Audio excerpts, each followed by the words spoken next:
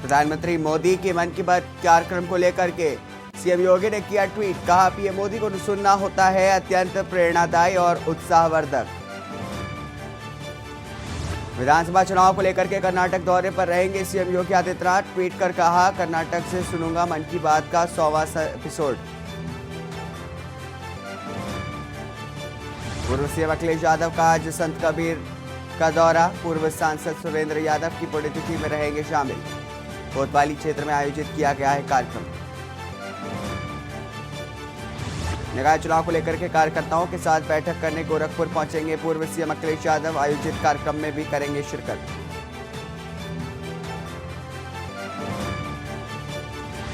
राज्यसभा के उपनेता प्रमोद तिवारी ने भाजपा और सरकार पर जमकर साधा निशाना, कहा निकाय चुनाव में भाजपा का हो जाएगा सुपड़ा साफ। भव्य समारोह में आयोजित होगा प्रधानमंत्री मोदी के मन की बात का कार्यक्रम। नोएडा स्टेडियम में आज भव्य अंदाज में नोएडा भाजपा मनाने जा रही है कार्यक्रम। आप देख रहे हैं के न्यूज, खबरों का सारथी। नमस्कार, स्वागत है आपका। आप देख रहे हैं के न्यूज, मैं हूं आपके साथ हारिस। पहली बड़ी खबर आपको श्रावस्ती से बता देते हैं कि आज डिप्टी सीएम ब्रजेश पाठक का श्रावस्ती दौरा है। सुबह 10:55 पर इकोना के जगजीत इंटर कॉलेज पहुंचेंगे। फिर 11 बजे इकोना कस्बे में पहुंच करके जनसभा करेंगे। उसके बाद बीजेपी प्रत्याशी शांति कंठारा के समर्थन में मांगेंगे वोट। श्रावस्ती से बड़ी खबर बता रहे हैं आपको, आज डिप्टी सीएम ब्रजेश पाठक का श्रावस्ती दौरा है। सुबह 10:55 पर विजय इकोना के जगजीत इंटर कॉलेज पहुंचेंगे। उसके बाद 11 बजे इकोना कस्बे में पहुंच करके करेंगे जनसभा। बीजेपी प्रत्याशी शांति कंठरा के समर्थन में मांगेंगे वोट। आज डिप्टी सीएम ब्रजेश पाठक का श्रावस्ती दौरा।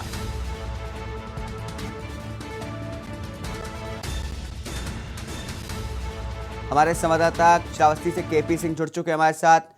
केपी, जिस तरीके से लगातार तरीके से जो है ब्रजेश पाठक अलग अलग जिलों में जाकर के चुनावी दौरा कर रहे हैं, आज श्रावस्ती में आ रहे हैं, इसको लेकर के क्या कुछ बताना चाहेंगे? जी बिल्कुल, देखिए जो इस समय निकाय चुनाव पूरे चरण पर है, पहले चरण का, और लगातार विभिन्न दलों के नेता निकाय के क्षेत्रों में पहुंच करके और अपने प्रत्याशी के समर्थन में जनता से अपील कर रहे हैं। उसी क्रम में आज ब्रजेश पाठक इकोना नगर पंचायत के भाजपा प्रत्याशी शांति कंठरा के लिए वोट मांगने इकोना पहुंच रहे हैं। लगभग 11 बजे वो इकोना पहुंचेंगे और रामलीला मैदान पर एक विशाल जनसभा को संबोधित करेंगे। भाजपा प्रत्याशी शांति कंठरा जो कि पहली बार चुनाव लड़ रही हैं, ऐसे में उनके लिए वो जनसमर्थन जुटाने की अपील जनता से करेंगे। निश्चित तौर पर देखा जा रहा है, जैसे कल आम आदमी पार्टी के नेता संजय सिंह भी भिंगा में आए हुए थे और आने वाले दिनों में ऐसी और जनसभाएं देखने को मिल सकती हैं। जी, श्रावस्ती में कितनी नगर पालिका है और नगर पंचायतें जिनमें वोट डाले जाएंगे? देखिए, श्रावस्ती जनपद में एक नगर पंचायत है और एक नगर पालिका है। इकोना नगर पंचायत के लिए आज ब्रजेश पाठक का दौरा है और 2 तारीख को शायद डिप्टी सीएम जो केशव प्रसाद मौर्य वो भिंगा नगर पालिका के लिए प्रत्याशी राकेश गुप्ता के लिए जो है जनसमर्थन जुटाने के लिए आने की संभावना जताई जा रही है। इस लगातार जो प्रत्याशी हैं वो अपनी तरफ से तो प्रयास कर ही रहे हैं, लेकिन क्योंकि दोनों नगर निकायों में यहाँ पर इस बार नए उम्मीदवार भाजपा ने उतारे हैं, तो उनको जिताने के लिए समीकरण बैठाने की लगातार कोशिश संगठन के द्वारा की जा रही है। जी केपी, जिस तरीके से देखा जा रहा था कि पिछले कुछ दिनों से चुनाव प्रचार का मोर्चा जो है वो सीएम योगी ने संभाला हुआ था, अब पिछले कुछ दिनों से देखा जा रहा है कि डिप्टी सीएम भी इस चुनावी मैदान में कूद चुके हैं और वो भी चुनाव प्रचार करने के लिए जा रहे हैं, तो इसको किस तरीके से देखा जा सकता है? बिल्कुल, देखिए इस तरीके से भाजपा एक ऐसा राजनीतिक दल है जो विश्व की सबसे बड़ी पार्टी अपने आप को कह रही है और निश्चित तौर पर वो हर चुनाव को बहुत बारीकी से लड़ती है, बहुत नजदीकी से लड़ती है और जनता में हर तरीके से वो अपना स्थान बनाना चाहती है। और उसका कारण ये है कि ये जिसमें जातीय समीकरण को भी साधा जा रहा है कि किस तरीके से कहाँ पर उम्मीदवारों का जातिगत आंकड़ा ऐसा है कि वहां पर कौन प्रचार करने जाएगा तो उससे हमको फायदा होगा, और उसी नजरिए से शायद से देखा जा रहा है कि कौना में और भिनिया में अलग अलग जो डिप्टी सीएम है उनको मैदान में उतार करके और भाजपा अपने उम्मीदवारों को जिताने के प्रयास में लगी है। जी, जिस तरीके से डिप्टी सीएम की जो छवि है वो काफी साफ सुथरी मानी जाती है, इसको लेकर के क्या कहा जा सकता है कि डिप्टी सीएम के आने से क्या कुछ असर पड़ेगा आपकी चुनावी जनसभा में? निश्चित ही जी, देखिए जब कोई बड़ा नेता आता है तो बड़ा संदेश दे करके जनता के बीच में जाता है, और भाजपा को भी यही उम्मीद है कि जब ब्रजेश पाठक जो कि स्वच्छ छवि के नेता हैं और निश्चित तौर पर जब से वो यूपी के डिप्टी सीएम बने हैं और उसके साथ साथ स्वास्थ्य महकमे की भी जिम्मेदारी उनके पास है, तो स्वास्थ्य मंत्री भी हैं, तो निश्चित तौर पर उसमें भी उन्होंने काफी सुधार किए हैं। तो वो आज अगर वो जनसभा को संबोधित करेंगे तो जनता को उम्मीद है कि वो एक डिप्टी सीएम होने के नाते कोना में कुछ बड़ी घोषणाएं भी करेंगे और इसके बाद जनता उनके समर्थन में जा सकती है। जी केपी, बहुत शुक्रिया तमाम जानकारी हमारे साथ विस्तार से साझा करने के लिए। आपको बता दें कि आज दौरे पर जा रहे श्रावस्ती दौरे पर डिप्टी सीएम ब्रजेश पाठक जाने वाले हैं। 11 बजे कोना कस्बे में पहुंच करके जनसभा करेंगे।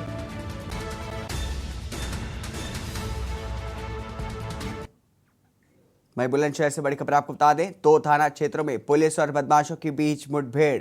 पुलिस ने वांछित चल रहे 7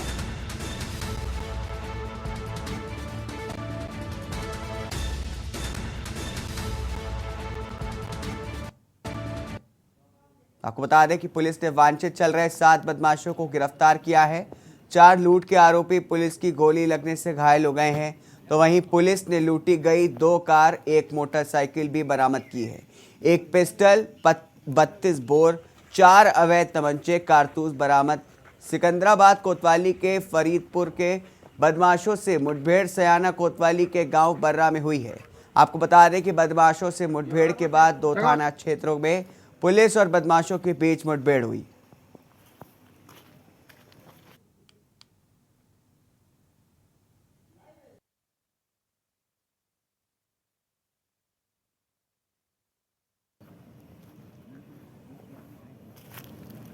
औरंगाबाद सियाना रोड पे चिंगरावटी पुलिस चौकी के पास सियाना पुलिस द्वारा चेकिंग की जा रही थी।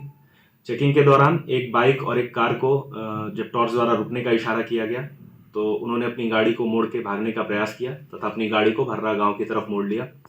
क्योंकि सियाना पुलिस स्वाट टीम के साथ भी वार्ता में थी तथा वो पास में थे तो उनको भी यहाँ पे बुला लिया गया। संदिग्ध परिस्थिति होने के कारण पुलिस जब इनका पीछा कर रही थी तो बाइक पे बैठे हुए 2 बदमाशों द्वारा पुलिस टीम के ऊपर फायरिंग कर दी गई। आत्मरक्षात्मक कार्रवाई में इन दोनों बदमाशों के पैर में गोली लग गई तथा जो व्यक्ति जो कार चला रहा था उसने घबरा के अपनी कार को टक्कर मार दिया पेड़ में। इन दोनों बदमाशों के पास से एक नाजायज तमंचा बरामद हुआ है तथा जिंदा राउंड बरामद हुए हैं।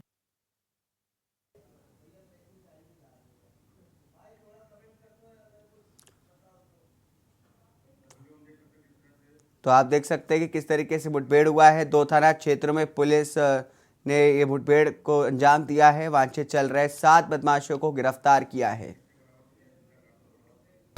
आपको बता दें कि 2 थाना क्षेत्रों में मुठभेड़ हुई है। वांछित चल रहे 7 बदमाश गिरफ्तार किए गए हैं। पुलिस की गोली लगने से बदमाश घायल हो गए। लूट की 2 कार, 1 मोटरसाइकिल बरामद हुई है। 2 थाना क्षेत्रों में पुलिस बदमाशों में मुठभेड़। बुलंदशहर से बड़ी खबर आपको बता रहे हैं, वांछित चल रहे 7 बदमाश गिरफ्तार किए गए। पुलिस की गोली लगने से बदमाश घायल। लूट की 2 कार, 1 मोटरसाइकिल बरामद की गई है।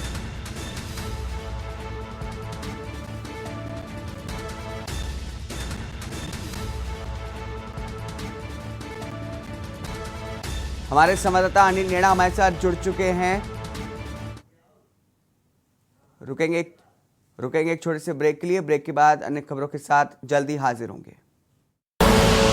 आप देख रहे हैं की न्यूज, खबरों का सारथी। ब्रेक के बाद स्वागत है आपका। वापस चलेंगे उसी खबर पर, बुलंदशहर की, जहां पर 2 थाना क्षेत्रों में पुलिस बदमाशों में मुठभेड़ हो गई। वांछित चल रहे 7 बदमाश गिरफ्तार किए गए हैं। पुलिस की गोली लगने से बदमाश घायल हुआ है।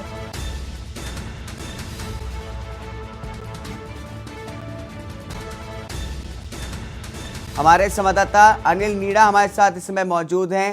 अनिल, जिस तरीके से ये घटना हुई है और मुठभेड़ हुई, इसको लेकर के क्या कुछ जानकारी और बताना चाहेंगे? जी देखिए, बिल्कुल मैं आपको बता दूं, जनपद बुलंदशहर के एसएसपी ने 4 संभालते ईश्वर कुमार सिंह ने जनपद बुलंदशहर लगातार चेकिंग अभियान चलाया जा रहा था और चेकिंग अभियान के ही दौरान लगातार जनपद बुलंदशहर मुठभेड़ हो रही है और उसके बाद भी कहीं ना कहीं पुलिस पूरी तरह से अलर्ट मोड पर नजर आ रही है। देखिए, अगर रात की बात करें तो रात 2 थाना क्षेत्रों में जगह जगह मुठभेड़ हुई है। एक सिकंदराबाद कोतवाली क्षेत्र के भाईपुर नहर के पुलिया पर मुठभेड़ हुई है और एक सियाना कोतवाली क्षेत्र में बर्रा गांव पर मुठभेड़ हुई है, जहां चेकिंग के दौरान दोनों ही जगह चेकिंग के दौरान चेकिंग की जा रही थी और पुलिस ने संदिग्ध वाहनों को रोक रोक कर चेक कर रहे थे, क्योंकि इस समय चुनाव का भी माहौल सरगर्मी तेज पकड़ता हुआ जा रहा है। तो लगातार ये जो 7 बदमाश पुलिस के द्वारा गिरफ्तार किए, लगातार कई घटनाओं में बातचीत भी चल रहे थे और पुलिस लगातार इन बदमाशों को ढूंढने के लिए लगातार कोशिश कर रही थी और कहीं ना कहीं बुलंदशहर पुलिस के लिए बड़ी सफलता हासिल हुई है, जहां जिस तरह से 7 बदमाशों को पुलिस ने गिरफ्तार किया है, जिसमें कि पुलिस की मुठभेड़ में 4 बदमाशों के गोली लगी है और गोली लगने से चारों बदमाश घायल हो गए। घायलों के लिए पुलिस ने जिला अस्पताल में इलाज के लिए भर्ती कराया गया है और 3 बदमाशों को पुलिस ने अपनी गिरफ्त में लेकर उनसे पूछताछ जारी है। और अगर बात की जाए तो उनके पास से 2 कार, 1 मोटरसाइकिल, अवैध तमंचा और कई जिंदा कारतूस बरामद किए गए।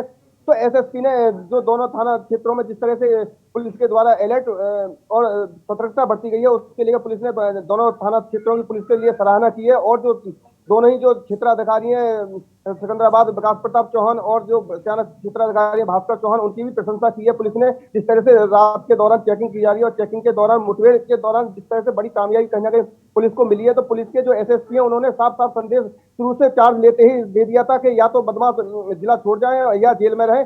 बुलंदशहर में किसी भी बदमाश के लिए कोई ही जगह नहीं है। तो वही अब यहाँ पुलिस को जिस तरह से बड़ी कामयाबी मिली है, तो ये कहीं ना कहीं पुलिस की सतर्कता और पुलिस के अलर्ट से साफ साफ दिखाई देता है कि जनपद बुलंदशहर की पुलिस लगातार बदमाशों से निपटने के लिए पूरी तरह से तैयार है। जी अनिल, मैं आपसे जानना चाहूंगा कि जो 7 बदमाश पुलिस द्वारा खदेड़े गए हैं, क्या इनके अन्य साथी भी अभी फरार चल रहे हैं? कि जो गिरफ्तार किए गए हैं उनके अन्य साथी भी और हैं जो अभी शायद फरार हों और पुलिस को उनकी तलाश हो? जी बिल्कुल, देखिए बिल्कुल, हाँ मैं आपको बता दूं, कुछ बताते हैं कि अंधेरे का फायदा उठाकर कुछ जो सिकंदराबाद जो पुलिस है वहाँ कुछ अंधेरे का फायदा उठाकर कुछ बदमाश वहाँ से फरार जरूर हो गए, लेकिन फिर भी कहीं ना कहीं बात की जाए तो जैसे सियाना से भी जो गाड़ी में थे, तो उसमें भी गाड़ी में से बताया जा रहा है कि जो 2 बदमाश गाड़ी में थे गिरफ्तार कर लिए, 2 बाइक सवार गिरफ्तार किए, गाड़ी में 2 बदमाश थे वो भी अंधेरे का फायदा उठाकर भाग चुके हैं। लेकिन कहीं ना कहीं जिस तरह से 7 बदमाश पुलिस के द्वारा पकड़े गए, तो एक बहुत बड़ी पुलिस को कामयाबी मिली है और जो बदमाश गिरफ्तार किए गए उनसे लगातार पुलिस की पूछताछ जारी है। अभी तक अगर बात की जाए तो एसएसपी ने भी कोई अभी स्पष्ट बयान नहीं दिया है। सिर्फ एसएसपी ने भी और जो क्षेत्राधिकारी उन्होंने भी यही बयान दिए हैं कि 7 बदमाशों को पुलिस के द्वारा गिरफ्तार कर लिया गया है। लेकिन अगर बात की जाए जिस तरह से लगातार चोरी की घटनाओं को अंजाम दे रहे थे, लूट की घटनाओं को अंजाम दे, ये काफी इन पर करीब आधा दर्जन से अधिक मुकदमे दर्ज थे और काफी समय से बातचीत भी चल रहे थे। तो एसएसपी काफी जनपद बुलंदशहर की पुलिस लगातार काफी समय से इनकी तलाश में भी जुटी हुई थी और कहीं ना कहीं पुलिस को जिस तरह से चेकिंग के दौरान दोनों थाना क्षेत्रों में जगह जगह जिस तरह 7 बदमाशों को गिरफ्तार, सियाना क्षेत्र की बात करें तो सियाना क्षेत्र में 4 बदमाशों को गिरफ्तार किया गया है और सिकंदराबाद क्षेत्र की बात करें तो सिकंदराबाद क्षेत्र में 3 बदमाशों को गिरफ्तार किया गया है। तो कहीं ना कहीं दोनों ही जगह थाना पुलिस को बड़ी कामयाबी मिली है और एसएसपी ने दोनों ही थाना पुलिस के लिए बड़ी प्रशंसा की है, दोनों क्षेत्राधिकारियों की प्रशंसा की है और एसएसपी का कहना है कि उन जो बदमाश है उनसे पूछताछ की जा रही है और पूछताछ के बाद जो इनके साथी हैं उनके लिए ही जल्द गिरफ्तार किया जाएगा। जी अनिल, जिस तरीके से भारी मात्रा में असलहे और कारतूस बरामद की गई है, क्या ये कहा जा सकता है कि ये जो बदमाश थे किसी बड़ी वारदात को अंजाम देने की फिराक में थे? जी बिल्कुल, देखिए अगर बात की जाए घटना की, तो घटना के लिए तो ये पुलिस भी मान रही है कि कहीं ना कहीं दोनों ही थाना क्षेत्रों में ये बड़ी घटना को अंजाम देने के फिराक में थे। और क्योंकि जो चुनाव का माहौल भी चल रहा है, जनपद बुलंदशहर में आचार संहिता भी लगी, पूरे उत्तर प्रदेश में आचार संहिता भी लगी हुई है। चुनाव का नगर पंचायत का और नगर पालिका चुनाव चलाए तो कहीं ना कहीं बड़ी घटना को अंजाम देते, तो कहीं ना कहीं हो सकता है कि माहौल को बिगाड़ने की कोशिश की जा रही थी इन बदमाशों के द्वारा। तो उससे पहले ही पुलिस ने जिस तरह से एक सतर्कता दिखाई है, अलर्ट पुलिस ने लगातार गश्त, लगातार चेकिंग चल रही है और एसएसपी लगातार खुद रात में 2-2 बजे तक मॉनिटरिंग कर रहे हैं। तो तमाम थाना क्षेत्रों में घूम घूम कर लोगों पुलिस को चेक भी कर रहे हैं कि कहीं किसी थाना पुलिस की लापरवाही तो नहीं है। तो कहीं ना कहीं पुलिस के लिए जिस तरह से कामयाबी मिली है, तो एक जनपद बुलंदशहर की पुलिस को बहुत बड़ी कामयाबी है और पुलिस की जो एसएसपी लगातार इस कामयाबी से पुलिस की प्रशंसा भी कर रहे हैं और जो क्षेत्र के लोग हैं, जनता भी है, वो भी कहीं ना कहीं पुलिस की प्रशंसा कर रही है कि पुलिस ने एक बड़ी घटना जनपद में होने से कहीं ना कहीं रोकी है। जी अनिल, जिस तरीके से पुलिस द्वारा इन बदमाशों के पास से कार और मोटरसाइकिल बरामद की गई है, तो क्या ये जो कार और जो वाहन थे ये दूसरे राज्य के थे? क्या इनकी लोकेशन है? क्या कुछ सामने आ रहा है? जी देखिए, बता दूं मैं आपको, अगर वाहनों की बात की जाए तो दोनों ही गाड़ी हैं जो अन्य राज्यों की गाड़ी हैं, और जो वाहन जो मोटरसाइकिल बरामद की है वो अपने ही यूपी नंबर गाड़ी है। वो तो कहीं ना कहीं जिस तरह से जो अवैध तमंचे और काफी जिंदा कारतूस भी बरामद किए हैं, तो एक तरह से पूरा जखीरा बरामद किया गया है। तो हो सकता है कि इनके कहीं ना कहीं बड़े माफियाओं से भी कहीं ना कहीं इन बदमाशों के संबंध हो सकते हैं। तो उसको लेकर पुलिस लगातार इनसे पूछताछ कर रही है, स्वाट टीम भी लगातार पूछताछ कर रही है, और क्राइम ब्रांच की बात करें वो भी लगातार पूछताछ लगी हुई है। एसएसपी लगातार खुद सभी पूरी तरह से मॉनिटरिंग कर रहे हैं और बदमाशों को, जो 4 बदमाश घायल हैं उनके लिए अस्पताल में भर्ती कराया गया है। जो 3 बदमाश हैं उनसे पुलिस लगातार पूछताछ कर रही है और पूछताछ के बाद हो सकता है कहीं ना कहीं बड़ा खुलासा होगा। और जो जिस तरह से पुलिस ने जो 4-7 बदमाशों को गिरफ्तार किया, तो कहीं ना कहीं पुलिस को बहुत बड़ी कामयाबी मिली है। जी, जिस तरीके से पुलिस ने बदमाशों के ऊपर कार्रवाई की है, इससे जाहिर है कि बड़े बड़े जो बदमाश हैं और गैंगस्टर हैं उनके जो हौसले हैं वो पस्त हुए होंगे।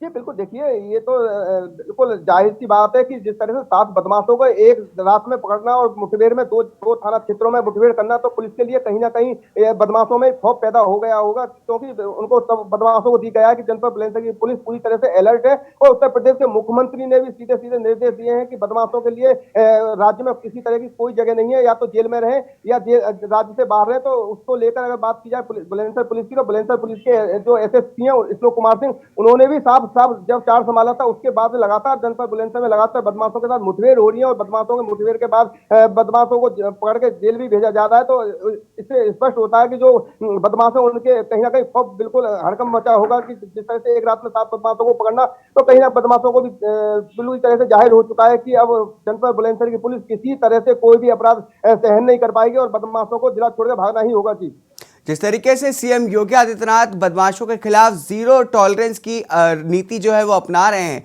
और खास करके पश्चिमी उत्तर प्रदेश में जहां पर बदमाशों के हौसले काफी बुलंद रहते थे, खास कहा जा सकता है कि उसका जो असर है जीरो टॉलरेंस नीति का जो असर है वो देखने को मिल रहा है।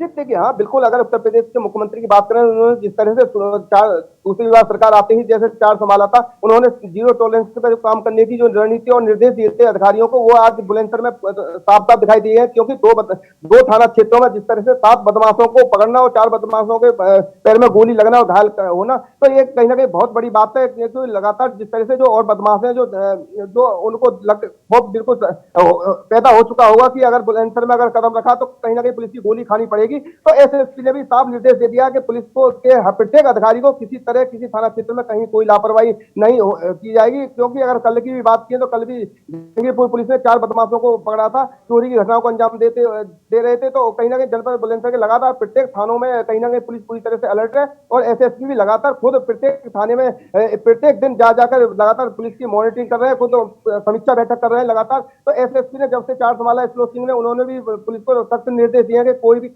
लापरवाही बर्दाश्त नहीं की जाएगी, चाहे वो छोटा अधिकारी हो बड़ा। अगर किसी लापरवाही पाई तो उनके खिलाफ भी कार्रवाई करने की उन्होंने बात कही थी। तो कहीं ना कहीं जिस तरह से 7 बदमाशों को पुलिस ने पकड़ा, तो इन दोनों थाना क्षेत्रों की पुलिस की एसएसपी ने प्रशंसा भी की है। अब देखना होगा कि प्रशंसा में एसएसपी उनके लिए किस। जयनेल, बहुत बहुत शुक्रिया तमाम जानकारी इस पर हमसे बात करने के लिए।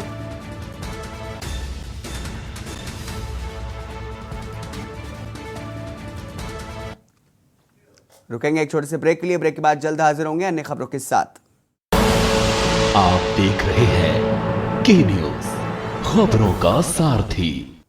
ब्रेक के बाद स्वागत है आपका। लखनऊ से बड़ी खबर आपको बता देते हैं कि रॉयल चैलेंजर्स बैंगलोर की जो टीम ने पसीना बहाया है। इकाना स्टेडियम में देर शाम आरसीबी ने किया अभ्यास। इकाना स्टेडियम में देर शाम तक आरसीबी ने अभ्यास किया है। आरसीबी के स्टार खिलाड़ी हैं विराट कोहली,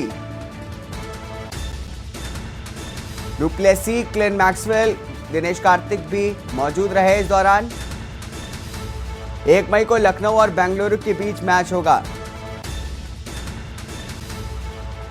इकाना में शाम 7:30 बजे दोनों के बीच मैच खेला जाना है। रॉयल चैलेंजर्स बैंगलोर की टीम ने इकाना में बहाया पसीना। इकाना स्टेडियम में देर शाम तक आरसीबी ने किया अभ्यास। रॉयल चैलेंजर्स बैंगलोर की टीम ने इकाना स्टेडियम में पसीना बहाया। इकाना स्टेडियम में देर शाम तक आरसीबी ने किया अभ्यास। आरसीबी के स्टार खिलाड़ी हैं Virat Kohli, du Plessis, Glenn Maxwell, Dinesh Karthik ने भी पसीना बहाया। 1 मई को लखनऊ और बेंगलुरु के बीच मैच खेला जाएगा।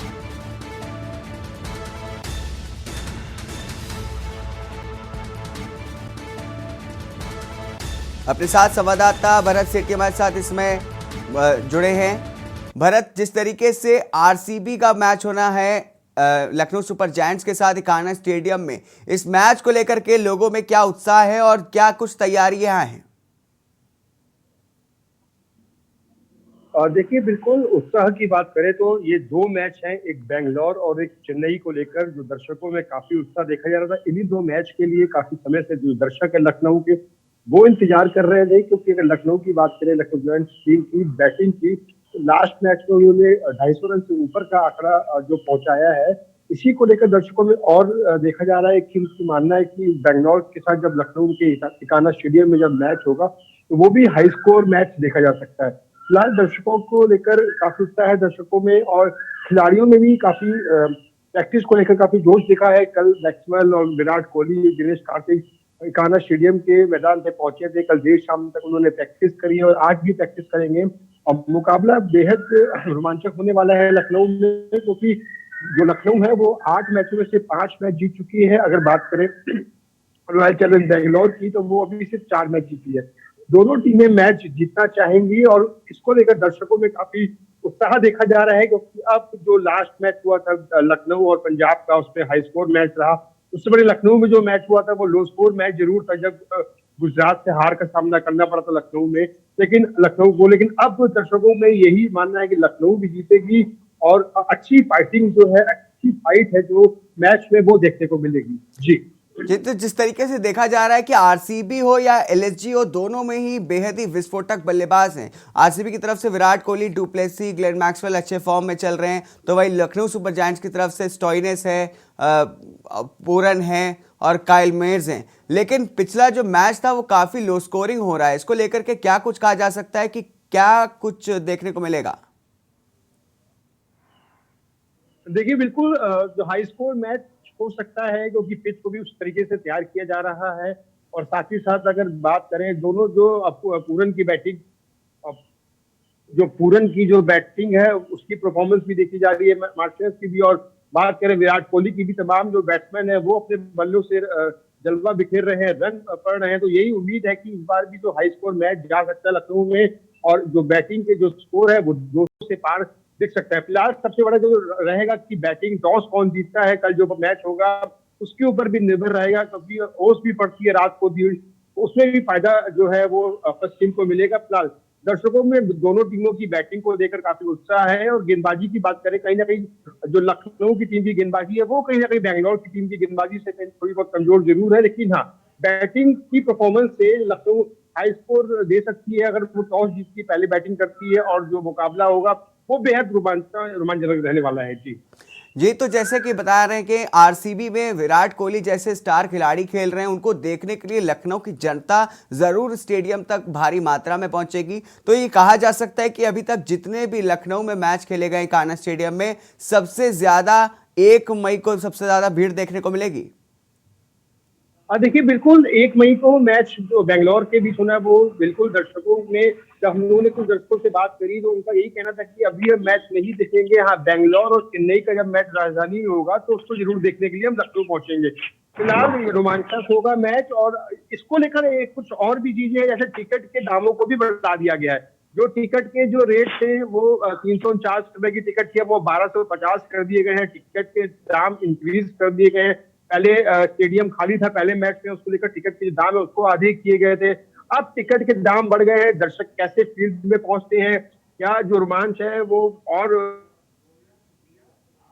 होगी, जरूर जाहिर सी बात है वो डिली होगी, लेकिन कहीं ना कहीं जो दर्शकों में देखा जा रहा है उत्साह वो देखने को जरूर ग्राउंड में मिलेगा 1 तारीख को, जब शाम को 7:30 बजे दोनों टीमें आमने सामने होंगी। जी शुक्रिया भरत, अभी हमारे साथ बने रहिए। अगली खबर के लिए आपको बताते हैं कि इकाना स्टेडियम में देर शाम तक आरसीबी ने पसीना बहाया है। आपको बता दें कि आरसीबी के स्टार खिलाड़ी है विराट कोहली, जिनको देखने के लिए भारी भीड़ उमड़ पड़ी। वहीं आरसीबी की मैच की वजह से महंगा हो गया है आईपीएल का टिकट। लखनऊ बेंगलुरु के बीच के मैच का जो मैच होना है उसका जो टिकट है वो काफी महंगा हो गया है। 1 मई को बता दें कि बेंगलुरु की टीम के बीच मैच होगा। 349 रुपए में बिकने वाला टिकट अब 1250 रुपए में बिक रहा है। तो भाई 699 रुपए में बिकने वाला टिकट 2750 रुपए का बिक रहा है। वहीं 1050 में बिकने वाला टिकट के भी दाम बढ़ गए हैं। 1050 में बिकने वाला टिकट जो था उसका जो रेट है वो 6500 पहुंच चुका है। लगातार हम आपको बता रहे हैं कि किस तरीके से जो बड़ा मैच होने वाला है इसको लेकर के जो टिकटों में जो इजाफा हुआ, आपको बता रहे हैं कि 1050 में बिकने वाला टिकट अब 6500 में बिक रहा है। तो भाई 1500 में बिकने वाला टिकट 7000 में बिक रहा है। 2500 में बिकने वाला जो टिकट है उसके भी दाम में बढ़ोतरी हुई है। 2500 में बिकने वाला टिकट अब 7500 में मिलेगा। लखनऊ चेन्नई टीम के बीच में मैच होने वाले मैच के भी बढ़े दाम। 3 मई को होने वाले लखनऊ चेन्नई टीम के बीच मैच। लखनऊ में महंगा हो गया आईपीएल का टिकट। हमारे संवाददाता भरत सेठी हमारे साथ अभी भी जुड़े हैं। भरत, जिस तरीके से मैच को देखते हुए, बड़े मैचों को देखते हुए आईपीएल के जो टिकट है वो महंगे कर दिए गए, उसको लेकर के क्या कुछ बताना चाहेंगे? देखिए, बिल्कुल जिस तरीके से पहले मैच में आईपीएल के जो रेट थे वो 700 रुपए 500 रुपए की टिकट थी और दर्शक जो थे वो कम पहुंचे थे। कह सकते हैं कि 60 to 70% जो दर्शक पहुंचे थे, 30-40% जो सीट्स थी वो खाली थी। इसको देखते हुए आईपीएल के मैनेजमेंट ने जो रेट है उसको आधा किया था 350 रुपए की। इसके बाद 90 से 95% तक जो सीट्स है वो एकदम फुल दिखी। लेकिन अब जो हाई लेवल का जो मैच होने जा रहा है, चेन्नई की बात करें या बेंगलोर की बात करें, दोनों मैचों के जो रेट है वो बढ़ा दिए गए हैं। लगभग जो 699 के आसपास का टिकट था, जो 349 का टिकट था वो 1250 से स्टार्ट कर दिया गया। अब 7500 तक जो है टिकट उसके रेट जाएंगे। फिलहाल 1250 रुपए से कम का टिकट अब कोई नहीं मिलेगा दर्शकों को। अब बेंगलोर के मैच को देखने के लिए और चेन्नई के मैच को देखने के लिए अपनी जेब को ज्यादा ढीला करना पड़ेगा, क्योंकि 1 तारीख को बेंगलोर का मैच है और 3 मई को चेन्नई से मैच है। फिलहाल दर्शकों में अब उत्साह जरूर है, लेकिन कहीं ना कहीं उनके मन में उदासी भी साफ तौर पर देखी जा रही है, क्योंकि अब जब रेट बढ़े हैं तो 4 लोग एक साथ जाते थे तो लगभग वो 2000 के अंदर की टिकट हो जाती थी, अब वो लगभग जो 7000 5000 के ऊपर टिकट जाएगी। कहीं ना कहीं दर्शकों में गुस्सा जरूर है, लेकिन आईपीएल के सामने उनका गुस्सा जो है वो नहीं हो रहा है, क्योंकि अब जाएंगे जरूर, मैच जरूर देखेंगे और अपनी लखनऊ की टीम को सपोर्ट करके जिताएंगे जरूर। फिलहाल ये कहीं ना कहीं वो रेट बढ़ाना, उनको जो लॉस हुआ है, हो सकता है जो टिकट सीट खाली थी, जो रेट आधे कर दिए थे उसको बराबर कर, लेकिन कहीं ना कहीं दर्शकों का जो रेट है वो कम से कम जो बड़ा है उसे उनके मन में कहीं ना कहीं खल जरूर रहा है उनको, लेकिन हाँ वो मैच देखने के लिए जरूर पहुंचेंगे, उनका ये कहना है। जी, तो जिस तरीके से आपने बताया कि 1 तारीख को बैंगलोर से मैच है और 3 तारीख को चेन्नई से मैच है, यानी कि विराट कोहली और धोनी को देखने के लिए लखनऊ की भीड़ जो है वो जो क्रिकेट प्रेमी है वो उत्साह में होंगे और भारी मात्रा में स्टेडियम की तरफ जाएंगे। तो क्या इन दाम बढ़ने की वजह से कुछ भीड़ कम होगी? क्या इस भीड़ से कोई इजाफा मतलब कुछ फर्क पड़ेगा, या फिर उसके बावजूद भी लोग पैसा खर्चा करके धोनी और विराट को देखने के लिए स्टेडियम पहुंचेंगे? देखिए, उत्साह लोगों के लिए बहुत ज्यादा है। पैसा बहुत, अगर बात करें, इतना मायने नहीं रखते हैं, वो भी लखनऊ में इस बार पहली बार आईपीएल के मैच है और लखनऊ के आसपास जो राज्य है वहां से भी जो दर्शक है वो मैच देखने के लिए पहुंच रहे हैं। और अगर अभी बात करें जैसे टी शर्ट ग्राउंड्स के बाहर बिकती थी या बॉक्स ऑफिस के बाहर बिकती थी, तो लखनऊ की टी शर्ट की ज्यादा सेल होती थी, चाहे वो हैदराबाद का मैच हुआ हो चाहे वो दिल्ली का मैच हो। लेकिन इस बीच जो सेल देखी जा रही है वो बैंगलोर की टी शर्ट की भी सेल ज्यादा होती है, और जो सबसे ज्यादा जो टी शर्ट इस समय जो बिक रही है वो चेन्नई की टीम की बिक रही है, क्योंकि लखनऊ में पहली बार महेंद्र सिंह धोनी पहुंचेंगे और उनकी जो बैटिंग की वो देखने के लिए तमाम जो दर्शक है वो आएंगे, क्योंकि इससे पहले भी कई बार जो मैच हुए महेंद्र सिंह धोनी मैच में नहीं आए हैं, मैच नहीं खेला है। लेकिन इस बार पहली बार होगा कि आईपीएल के मैच में महेंद्र सिंह धोनी के बल्ले की परफॉर्मेंस को देखने के लिए दर्शकों में उत्साह देखा जा रहा है। और शायद ही हो कि दर्शकों की भीड़ कम हो, लेकिन जिस तरीके से लोगों में एक हो सकता है उत्साह है, उससे साफ जाहिर होता है कि दर्शकों की भीड़ उतनी ही रहेगी। लेकिन जो खरीगा जरूर जो कि रेट जो इंक्रीज हुए हैं वो कहीं ना कहीं इनकी पॉकेट में असर जरूर पड़ेगा, लेकिन हाँ दर्शकों में जो उत्साह है वो साफ तौर पर दोनों मैचों को देखने के लिए साफ तौर पर देखा जा रहा है। जी भरत, बहुत बहुत शुक्रिया इस खबर पर तमाम जानकारी हमारे साथ विस्तार से साझा करने के लिए।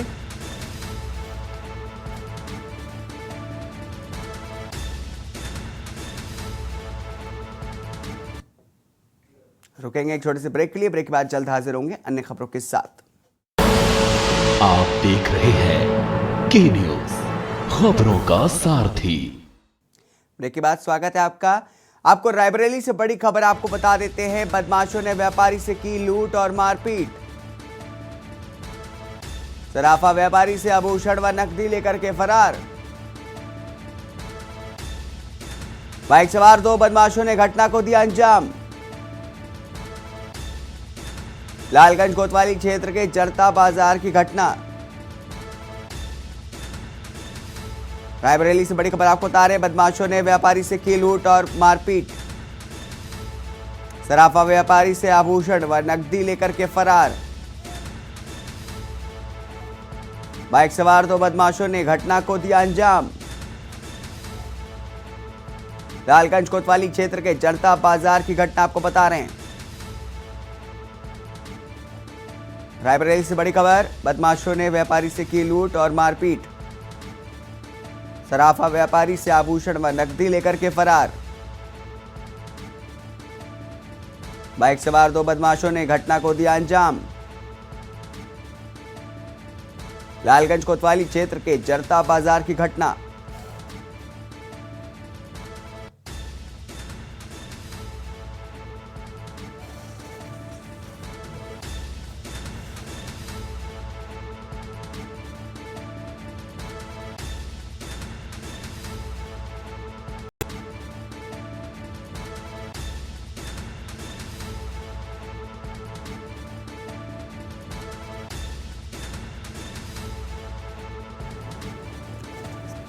हमारे संवाददाता मनीष अवस्थी हमारे साथ रायबरेली से जुड़ गए हैं। मनीष, जिस तरीके से लूटपाट की घटना आए दिन सामने आ रही है, इसको लेकर के क्या कुछ बताना चाहेंगे? एक व्यापारी से लूटपाट हुई है।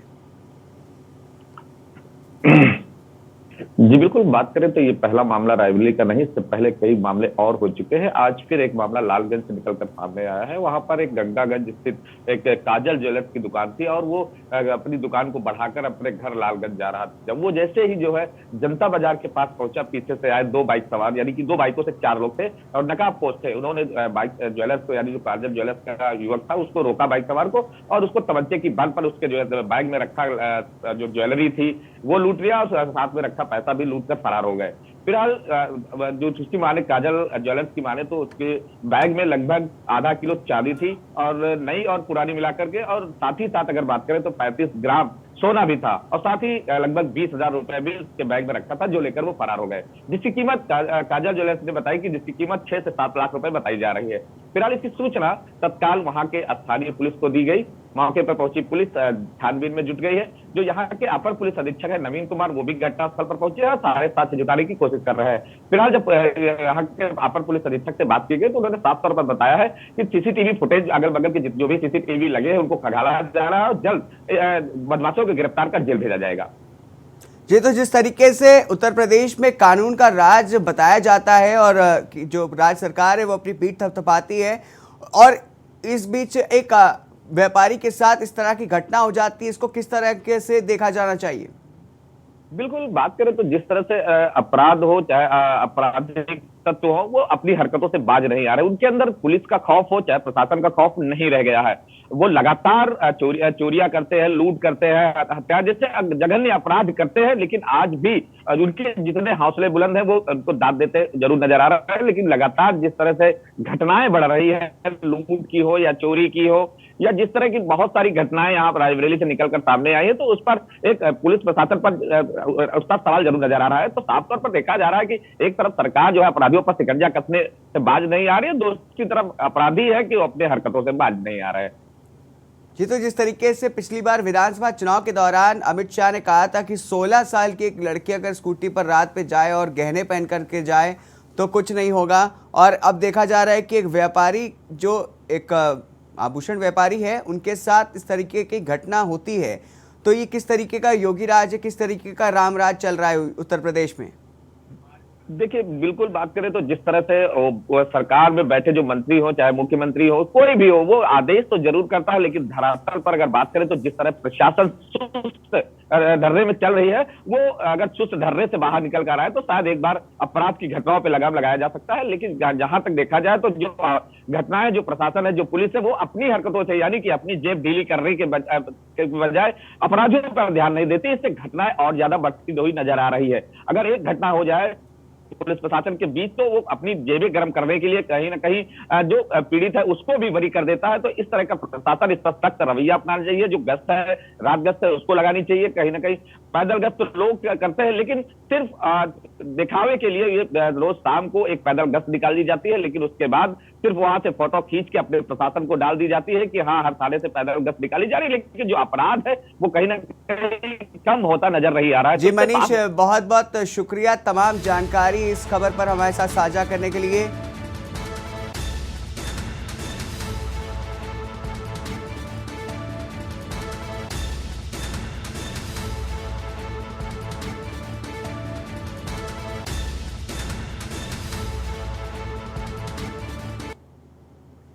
रुकेंगे एक छोटे से ब्रेक के लिए, ब्रेक के बाद जल्द हाजिर होंगे अन्य खबरों के साथ।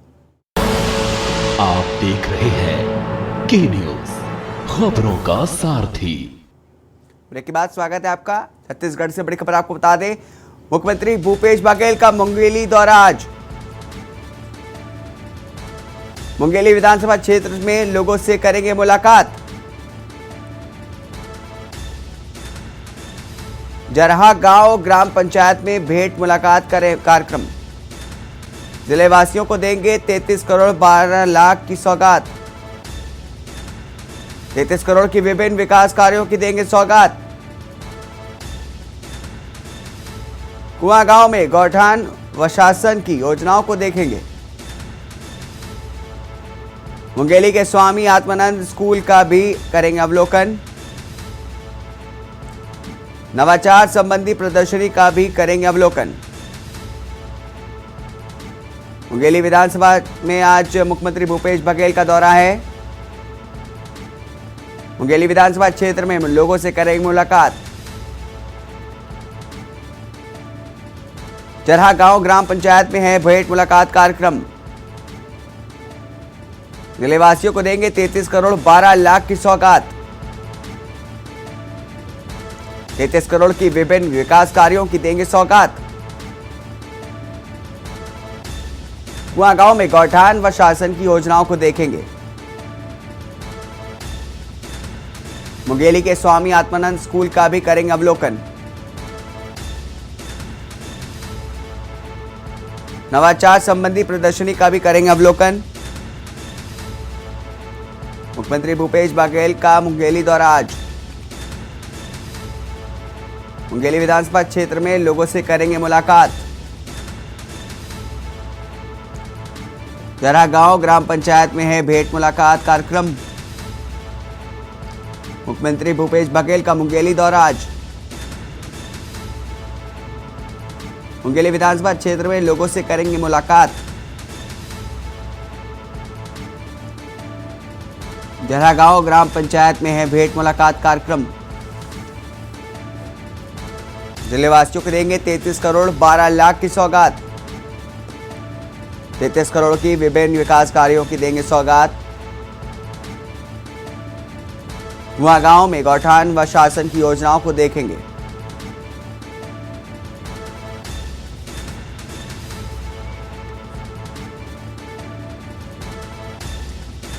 हमारे संवाददाता निखिलेश लाल हमारे साथ मौजूद है।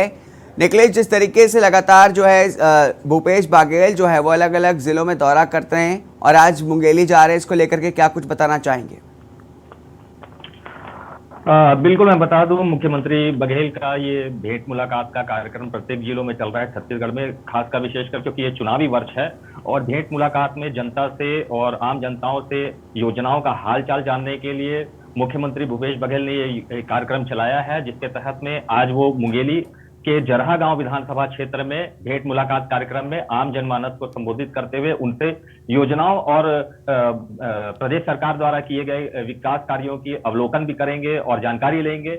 और मैं बताना चाहूंगा कि तय प्रोटोकॉल समय अनुसार मुंगेली के जरहा गांव विधानसभा में मुख्यमंत्री बघेल हेलीकॉप्टर द्वारा पहुंचेंगे और 12 से 1 बजे तक, और उसके बाद लोकार्पण कार्यक्रम 33 करोड़ से ज्यादा के अधिक विकास कार्य की सौगात मुंगेली के जिलेवासियों को देंगे। उसमें लगभग 31 करोड़ के लोकार्पण कार्य हैं और लगभग 1 करोड़ से ऊपर के जो शिलान्यास है, इसकी सौगात मुंगेली के जिलेवासियों को मिलेगी। और गौठान का भी अवलोकन करेंगे और उसके बाद फिर वो स्वामी आत्मानंद स्कूल में विद्यार्थियों से नवाचार संबंधित कार्यक्रम है उसमें अवलोकन करेंगे और उनसे जवाब भी लेंगे। जी, जिस तरीके से सिलसिलेवार तरीके से भूपेश बघेल जो है अलग अलग योजनाओं को तेजी दे रहे हैं, तो उनकी जो योजना है गौठान योजना, वो कितनी प्रगति कर पा रही है? मैं बता दूं कि मुंगेली जिले में विशेष करके गौठानों पर विशेष फोकस जिला प्रशासन का रहा है। जिला पंचायत सीओ और जनपद सीओ विशेषकर इसमें अहम भूमिका निभा रहे हैं। ग्राम पंचायतों में गौठानों का जो निर्माण हुआ है, गौठानों को और बेहतर बनाने के लिए, समूहों को डेवलप करने, समूहों को संबल बनाने के लिए, संबल प्रदान करने के लिए अनेक विकास कार्यों को वहां पर जोड़ा जा रहा है। गौठाने की जो बात करें तो विभिन्न गौठान जो मुंगेली जिले के गौठान है, वहां पर अभी हाल फिलहाल में ही अवलोकन के दौरान ये पाया गया था कि जो कमियां हैं उसे किस प्रकार से दूर किया जाए। इसके लिए एक विशेष प्रोग्राम के तहत में जिला पंचायत सीओ और जिले के कलेक्टर ने विशेष ध्यान दिया है और सभी विकास कार्यों को और जितने कार्य हैं वहां जो गौठान में जो अधूरे पड़े थे उसे तय समय में पूरा करने के लिए विशेष ध्यान दिया जा रहा है।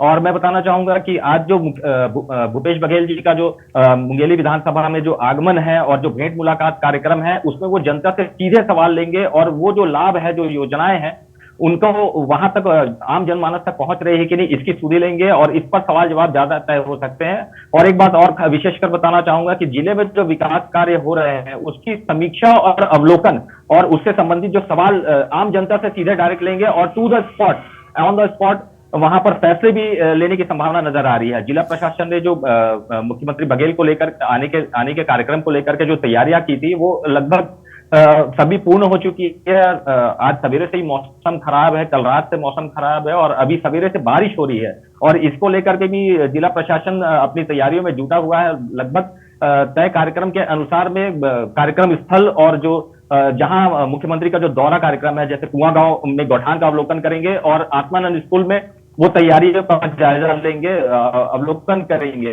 जी निखिलेश, जो सीएम भूपेश बघेल जो है वो मुंगेली आ रहे हैं और 33 करोड़ की योजनाओं का अवलोकन करने के लिए आ रहे हैं, तो उन 33 करोड़ में सौगात देने के लिए आ रहे हैं, उसमें क्या क्या शामिल होगा, क्या क्या विकास कार्य शामिल होंगे? जी मैं बता दूं, 33 करोड़ 12,67,000 रुपए के जो विकास निर्माण कार्यों की सौगात देंगे जिलेवासियों को, उसमें 31 करोड़ 45,13,000 रुपए के 16 निर्माण कार्यों का लोकार्पण करेंगे और शिलान्यास करेंगे और वह 1 करोड़ 67,54,000 रुपए के 18 विकास कार्यों का लोकार्पण करेंगे। इसमें जिले को जो मिलने वाली है, जो बहुत सी नई सड़कें हैं जो काफी लंबे समय से पेंडिंग पड़ी हुई थी, जिसके प्रोजेक्ट्स बने हुए थे पर वो किसी ना किसी कारण चल जा रहा था, बजट की वजह से हो जा रहा था। फिर भी इस बार मुख्यमंत्री ने विशेष सुधि ली है, खासकर सड़कों के निर्माण को लेकर के, और विभिन्न जो निर्माण कार्य हैं, निर्माण कार्य के शिलान्यास जो करेंगे उसमें जिले वासियों को बेहतर लाभ विकास की मिलने की संभावना है। जी तो आने वाले चुनाव में भूपेश बघेल जो है जिस तरीके से वो लगातार जो है विकास कार्यों की योजनाओं की सौगात दे रहे हैं, तो क्या जब वो चुनाव आएंगे तो क्या विकास के मुद्दे पर कांग्रेस जो है वो चुनाव लड़ेगी? बिल्कुल, अभी जो एक के न्यूज एक मुहिम चला करके विधानसभा के विधायकों का हाल, कार्यक्षेत्र का हाल जानने की कोशिश कर रहा है, और इसी क्रम में ये भेंट मुलाकात कार्यक्रम भी है, जो वो आम जनमानस से सीधा संवाद जो मुख्यमंत्री का होना है, कि वो सीधे संवाद के जरिए और भेंट मुलाकात में शिकवे शिकायत के अलावा जो विकास कार्य हुए हैं उसकी समीक्षा करेंगे। और यही विकास कार्य ही है जो आने वाले विधानसभा चुनाव में मुख्यमंत्री भूपेश बघेल के लिए एक नई सीमा तय करेंगे कि वो इन विधानसभा क्षेत्रों में जो उनको फीडबैक मिले हैं उनके अनुसार में उस सीट पर कांग्रेस को जीत मिल सकती है या नहीं मिल सकती है, उस अनुसार में रणनीति बनाएंगे। जी निखिलेश, बहुत बहुत शुक्रिया तमाम जानकारी हमारे साथ विस्तार से साझा करने के लिए।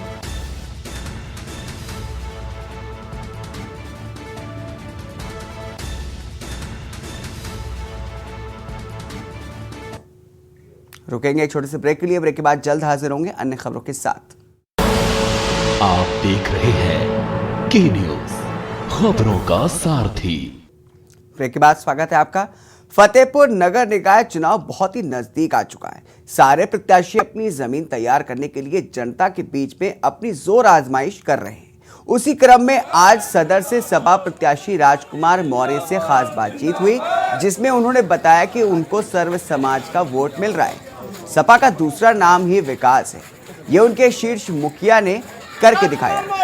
वे पूर्व प्रत्याशी के बारे में पूछने पर बताया और कहा कि बीजेपी अपने ढंग से चुनावों को लड़ रही है और वो अपने ढंग से चुनावों को लड़ रही है।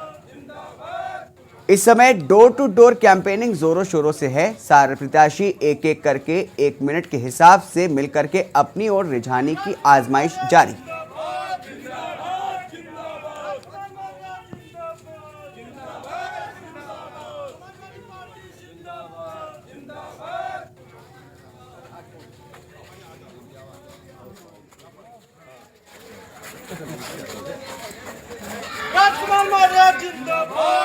इस बार भी समाजवादी पार्टी की ही नगर पालिका परिषद सीट जीतेगी। नगर पालिका सीट जीतेगी। भारतीय जनता पार्टी को आप किस हिसाब से देखते हैं? अब वो अपनी लड़ाई लड़ रहे हैं, हम अपनी लड़ाई लड़ रहे हैं और उनका अपना विचारधारा है, हमारी अपनी विचारधारा है, हम अपनी विचारधारा और विकास की लड़ाई लड़ रहे हैं। कुछ खास उसमें समाजवादी पार्टी का नाम ही विकास है और इसके पहले आप आदरणीय अखिलेश यादव जी का काम जब देखेंगे विगत 12 से 17 तक का, तो आप पाएंगे कि सिर्फ और सिर्फ विकास हुआ है। तो जो भी समाजवादी पार्टी से पद पर आसीन होगा वो सिर्फ और सिर्फ विकास का काम करेगा। निकाय चुनाव को लेकर के राज्यसभा के उपनेता प्रमोद तिवारी ने बड़ी बात कही है। उन्होंने कहा कि हमने पूरी जिम्मेदारी के साथ चुनावी मैदान में प्रत्याशी उतारे हैं। हमारे प्रत्याशी जीतेंगे भी। इस चुनाव में महंगाई, बेरोजगारी, भाजपा सरकार की वायदा खिलाफी और छुट्टा जानवर के साथ ही राजीव गांधी जी ने नगरीय निकाय क्षेत्र को लेकर के जो संशोधन किया था उसे सरकार द्वारा लागू ना करना हमारे मुद्दे होंगे। और देख लीजिएगा, जैसे पंचायत चुनाव में भाजपा का सुपड़ा साफ हुआ था, वैसे ही नगरीय निकाय चुनाव में भी भाजपा का सुपड़ा साफ हो जाएगा। तो वहीं प्रमोद तिवारी ने बताया कि संगीपुर ब्लॉक में हुई मारपीट के मामले में सांसद संगम लाल गुप्ता, उनके गनर जो बैकवर्ड था और एससी बनकर के मुकदमा दर्ज कराया गया था, वह 4 कार्यकर्ताओं से जो फर्जी मुकदमा दर्ज कराया गया था उसमें मुझे कांग्रेस जेएलपी लीडर आराधना मिश्रा व सैकड़ों समर्थकों को क्लीन चिट मिल गई।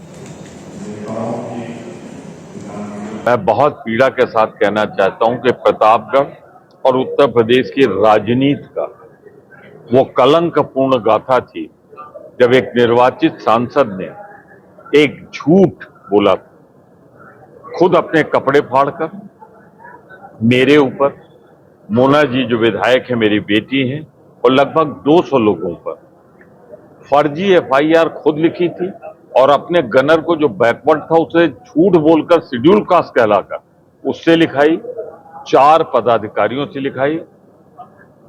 जब मुझे ये मालूम हुआ कि ऐसा हुआ क्योंकि मेरे सामने कोई घटना ही नहीं हुई थी, 350 मीटर बाद कोई घटना कुछ 2 लोगों में हुई थी। वो सांसद जी को एसओ ने एफआईआर लिखा के कहा है कि सांसद जी सकुशल यहाँ चले गए। जांच हुई। मैं आभार व्यक्त करना चाहता हूं कि मेरे अनुरोध पर निष्पक्ष जांच विशेष समिति गठित करा के मुख्यमंत्री जी ने कराया और उन्होंने ये पाया कि एसपी अंतिल साहब का मैं आभार व्यक्त करना चाहता हूं कि उनके नेतृत्व में जांच हुई और ये पाया कि ये सारी नामजदगी झूठी। इन्हीं खबरों के साथ इस बुलेटिन में इतना ही। नमस्कार। आप देख रहे हैं के न्यूज, खबरों का सारथी।